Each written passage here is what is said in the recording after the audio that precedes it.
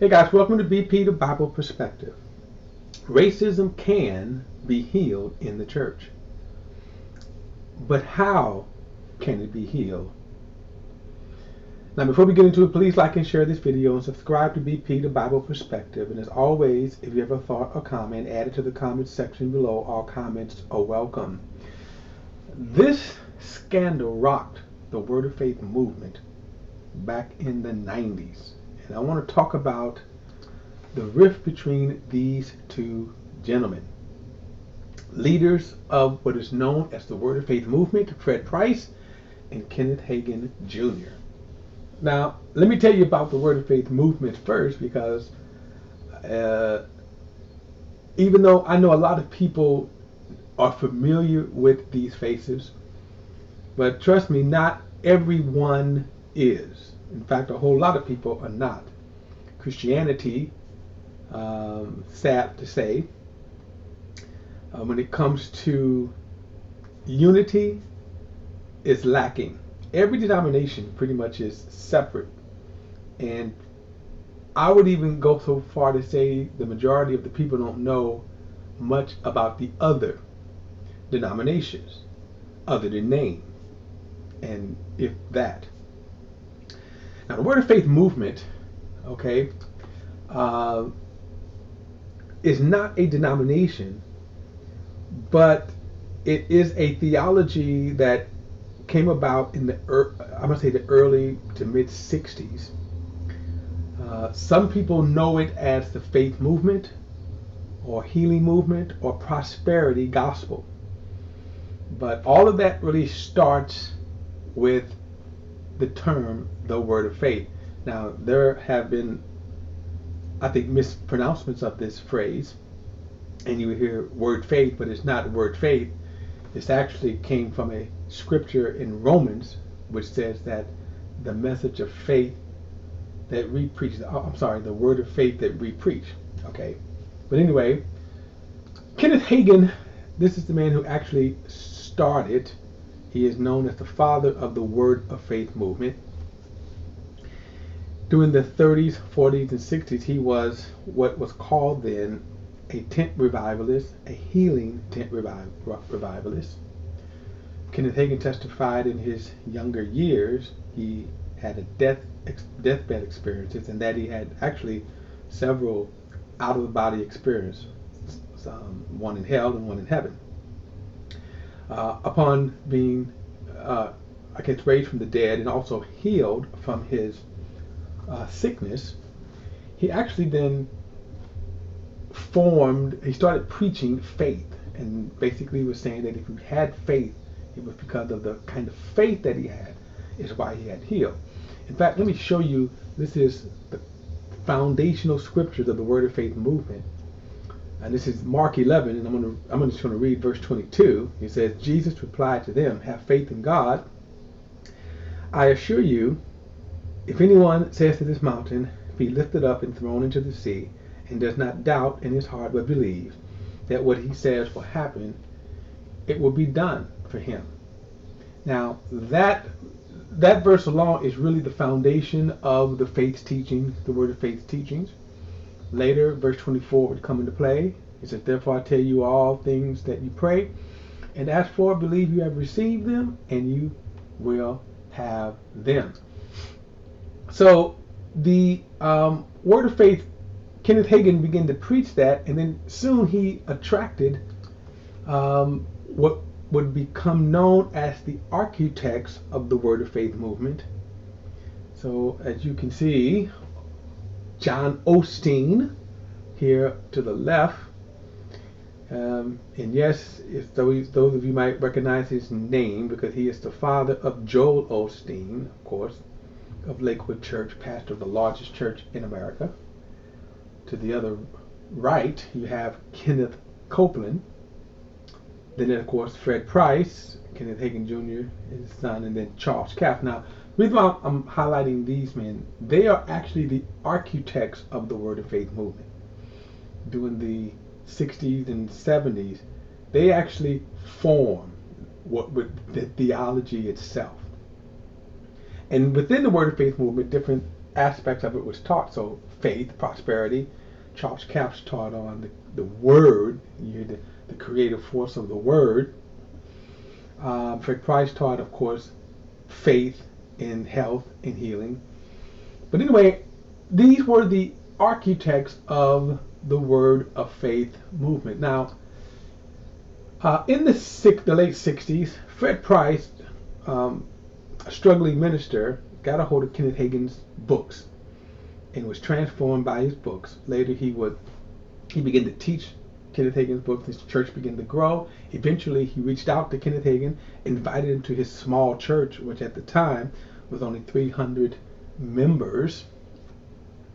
And then they forged a relationship from that moment on. I'll get back to that in a moment.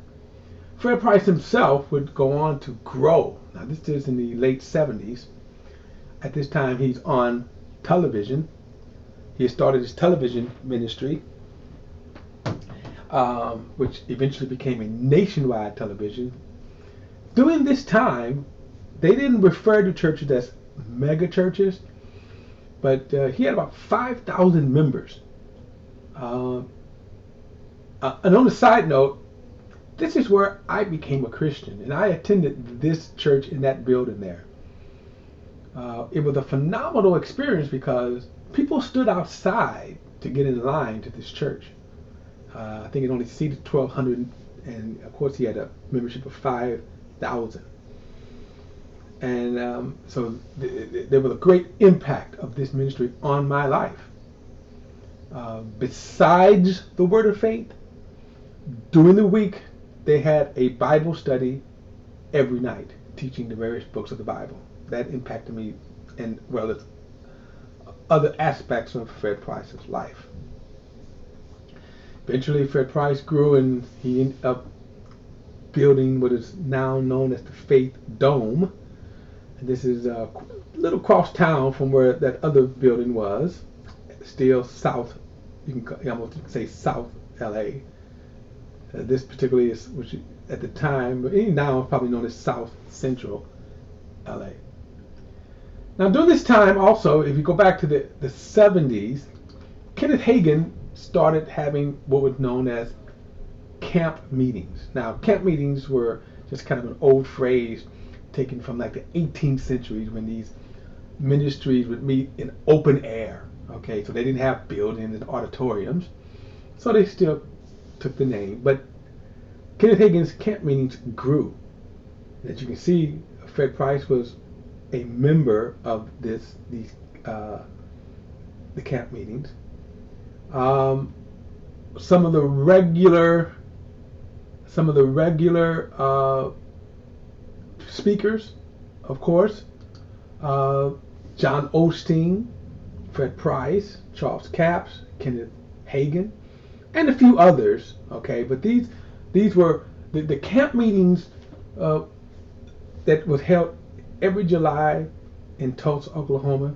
And by the way, Tulsa became sort of the mecca of the Word of Faith movement. You also had the Oral Roberts University and ministry there, but it was Tulsa. And people would flock to Tulsa, which these camp meetings grew anywhere to 15 to 20,000 people every year. It was like a rite of passage. Okay. And Fred was a part of that. And as I said, Fred was the integral part of the Hagin, this group of ministers. They lived, hung out, ate. Eventually, of course, Kenneth Hagin's ministry himself began to grow. Early on, of course, Kenneth Hagin Jr., the son, became sort of the head of the ministry. All ministries do that. Children take over. Their ministries exploded. They started Rhema Bible Training Center, which, again, was in Tulsa, Oklahoma, but they had offices all over the world, students all over the world. And then Kenneth Hagin Jr. actually started his own church called Rhema Bible Church. And it too grew. think during this time, around 5,000 members. Well, at the time, they didn't really call them mega churches, but these were huge churches at the time. One of the things about the Word of Faith movement, I was just thinking about this. A lot of the teachers, I want to kind of go back for a moment. I want you to show you something here. A lot of the teachers come out of a Southern Baptist background. So, like for example, John Osteen, back in as early as in the 50s, and he had a big church then. But one of the interesting things about John Osteen's church is he never ever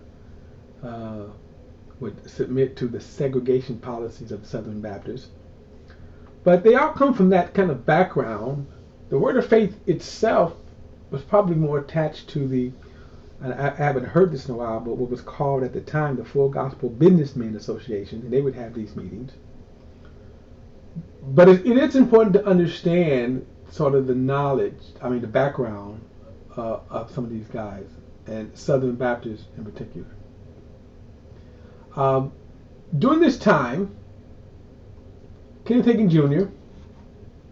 taught a family series.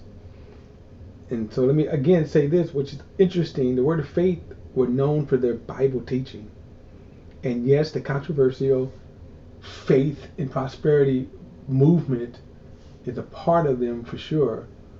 But they also taught things in the Bible that most denominations didn't teach. So they would teach on the family. They would teach on prayer. They would teach on all kinds of subjects. And a lot of denominations just didn't teach this. And it was during this time in the mid-90s. Now let me back up for a moment, because Fred Price, I told you how Fred Price became an integral part of Kenneth Hagin's not only ministry, but life. Okay? They hung out. Fred Price, again, in all of their lives, right? Fred hung out with them. He was a part of them. And that's important to keep in mind. So during this time, Kenneth Hagin Jr., he was teaching on the family series. And the issue came up of interracial dating and marriage. Now, I don't know why it came up, but it came up. And Kenneth Hagin Jr. stepped in it big time, because he basically taught, if you don't want your children dating outside of their race, you should teach them. You should teach them.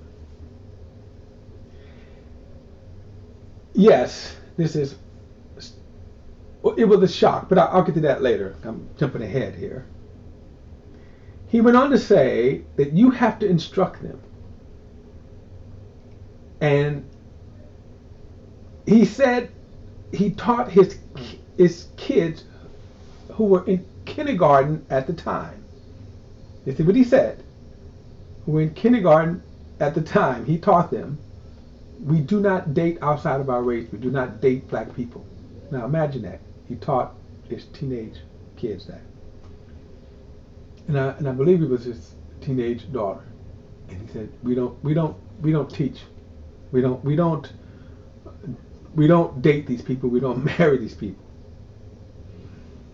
He says we play with them, go to church with them, go to school with them. We don't marry them. We don't date them. And then he said this: I don't think any of the races should mix. And obviously what he meant was in marriage, because he had a multicultural church, which became the controversy. But just think about this statement right here. I don't think any of the races should mix. Now I want to show you this picture. That's Kenneth Hagin Sr., Kenneth Hagin Jr., and Kenneth Hagin Jr.'s son, who I believe would also work in his ministry. He does work in his ministry. He was a young boy when his father taught him, and then he has a sister, that they don't date outside of their race. They don't marry outside of their race. Now he taught that, of course, to his multicultural church.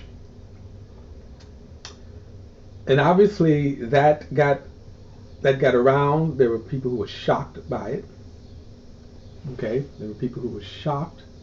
How could this be? Right? How could this happen?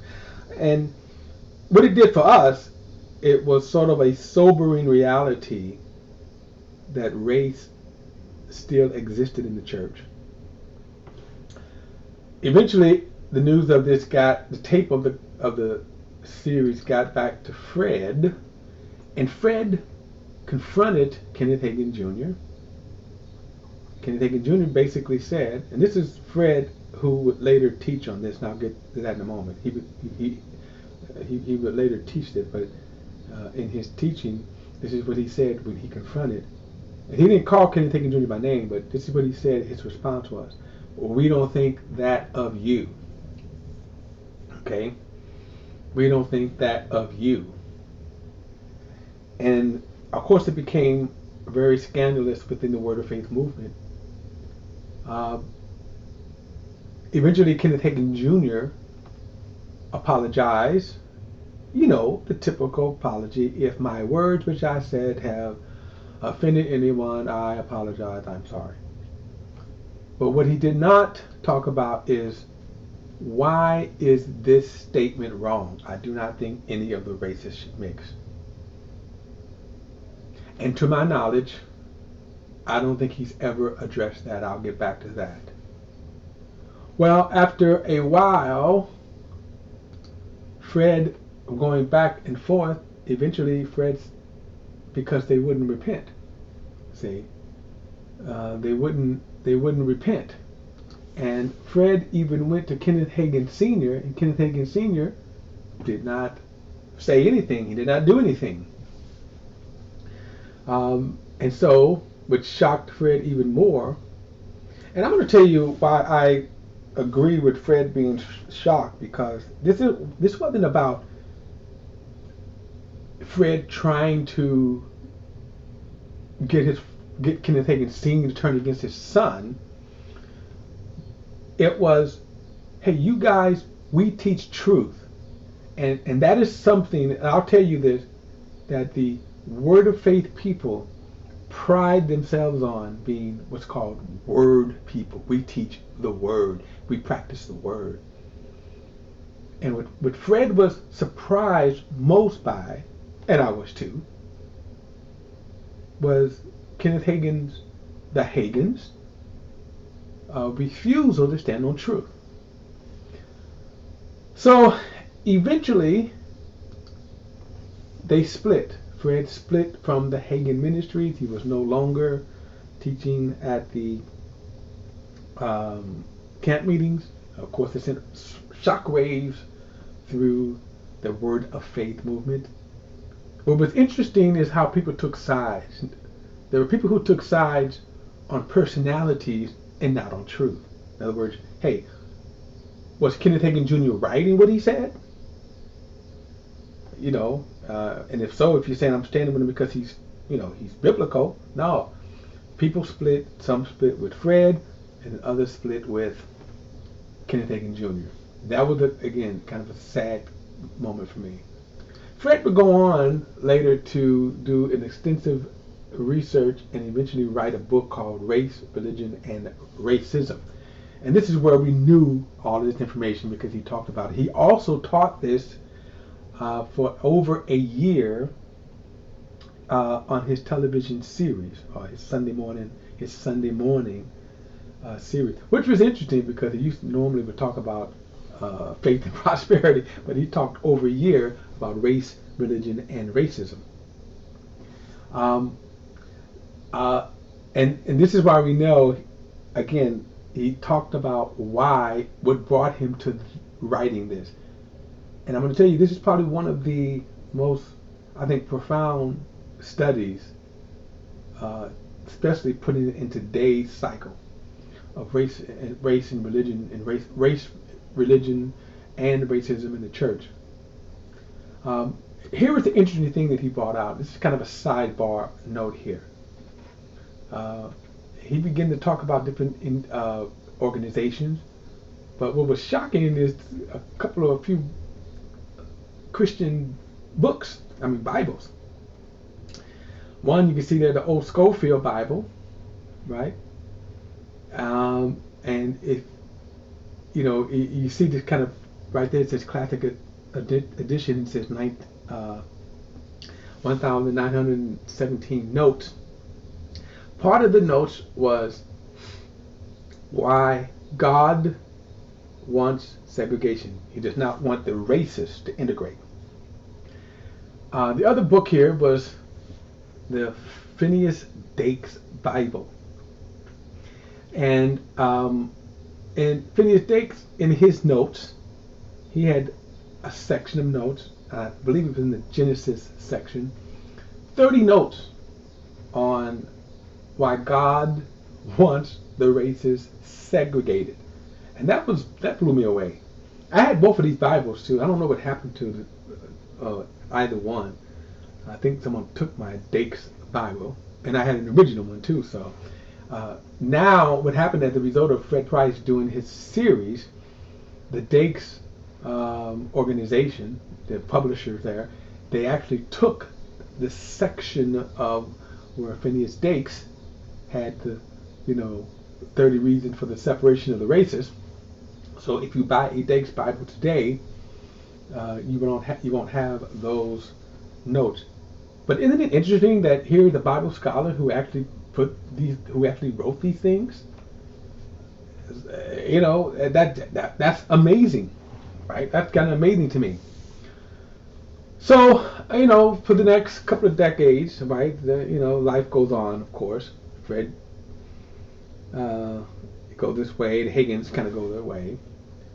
But one of the interesting things that we see towards the end of their life, now this is more modern there, you can see both of the men are older. The question is this, did they ever reconcile? So here's what I'm going to say. I can't speak to this. I'm going to say they did. I'm going to tell you why in a moment, but I don't think they were ever seen together in public. And I may be wrong on that, but I just don't ever think they were seen together.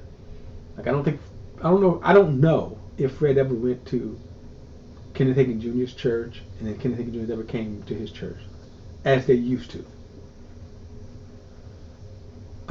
Certainly, Fred never. I don't think Fred ever returned to the camp meeting. And but at some point, it does seem like they reconcile. And this is the funeral, which just happened back in February of this year. This is the funeral of Fred Price. He passed away. And what was surprising to me, and which inspired me to even do this video, is Kenneth Hagin Jr. was, I believe, the first guest minister to give comments. So it does seem that at some point they reconcile.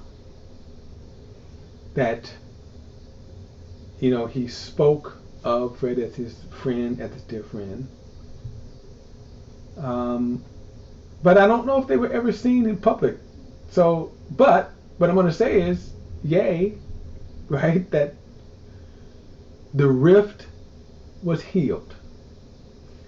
That both got past that awful time. But here's my question. And let me just say this about Kenneth Hagin Jr. Even during that time when you could tell he was being hammered, of course, by some people. He was supported, obviously, but he was also hammered. And basically, he never really spoke about the incident. He never spoke about that, right? I don't think any of the races should mix. He did go on to make visible changes in his life. So if you go to his church, for example, you're going to see a greater presence of multiculturalism in both the audience and as well as the ministry itself and leadership. Okay? During the George Floyd aftermath, he spoke to his congregation on race. He spoke of the need to heal of racism. He spoke, I kind of regretted that I didn't put this video here, but he spoke of the need and to get past this awful sin. But here's what I'm going to say then, that while I certainly applaud where he has moved on, I still think he needs to deal with this statement here. I think he needs to come and say, look, I was wrong. See, this is not just a, statement where, I like fish fried or I like it baked. No. This was an awful sin that violates God's love, right? I don't think any of the races should mix. Is that a gospel principle? No, it's not. It divides God's body. So I think he should deal with this and say, I was wrong on this. This is where, look, I was brought up this way, but I was wrong. Look, and I believe this, but guess what? And I've moved on from this, but I was wrong.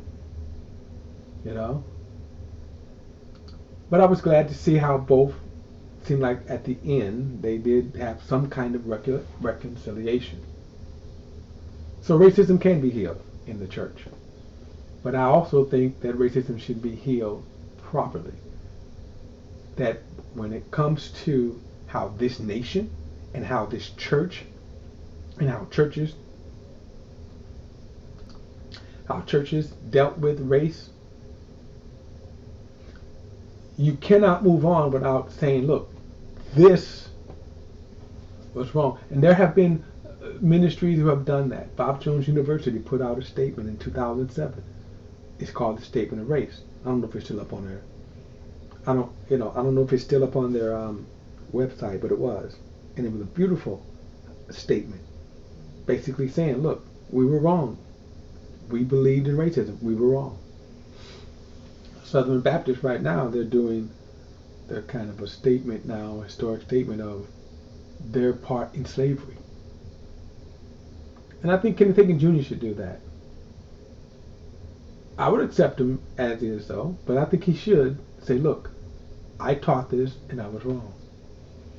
But I was glad to see that yes, and again they have shown that hey, we can get past the racism and racism can be healed. Look guys, that is my perspective. What do you think? Don't forget to like and share this video and subscribe to BP, the Bible Perspective. And as always, if you have a thought or comment, add it to the comment section below. All comments are welcomed. Next time, I'll see you then.